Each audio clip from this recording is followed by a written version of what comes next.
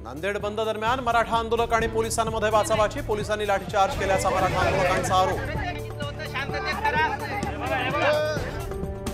मुख्यमंत्री एकनाथ शिंदेंच्या विरोधात मनसे अभिजित पानसेंना निवडणुकीच्या रिंगणात उतरवण्याची शक्यता। मुंबई, ठाणे, पालघर आणि पुण्याचा राज ठाकरेंनी घेतला आढावा। अकोल्यात डॉक्टर राजरत्न आंबेडकरांचा कार्यक्रम वंचितनं उधळला। धार्मिक कार्यक्रमाच्या माध्यमातून राजरत्न राजकीय अजेंडा राबवत असल्याचा आरोप। मशाल मोर्चामध्ये अंबादास दानवेंनी आसूड ओढत केला सरकारचा निषेध।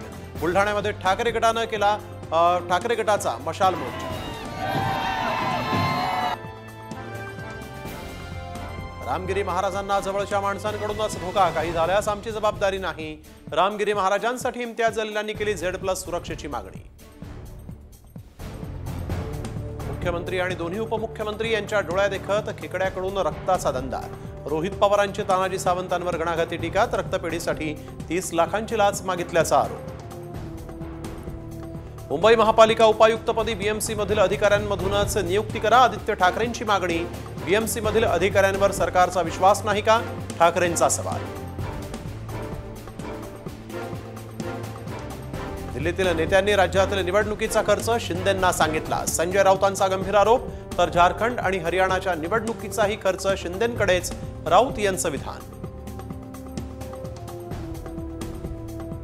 कोल्हापूर उत्तर विधानसभा मतदारसंघावर आता ठाकरे गटाचाही दावा। या मतदारसंघात सध्या काँग्रेसचे आमदार जयश्री जाधव, त्यामुळे आता कोल्हापुरातही काँग्रेस ठाकरे गटामध्ये रस्सीखेच। रांगे आणि छत्रपती संभाजीराजेंना गरिबांचा कळवळा नाही, लक्ष्मण हाके यांचा आरोप। तर संभाजीराजेंना आता राजे म्हणणार नसल्याचंही वक्तव्य। आजपासून सरपंच आणि उपसरपंचांचं मानधन दुप्पट, मंत्रिमंडळाच्या बैठकीत मोठा निर्णय।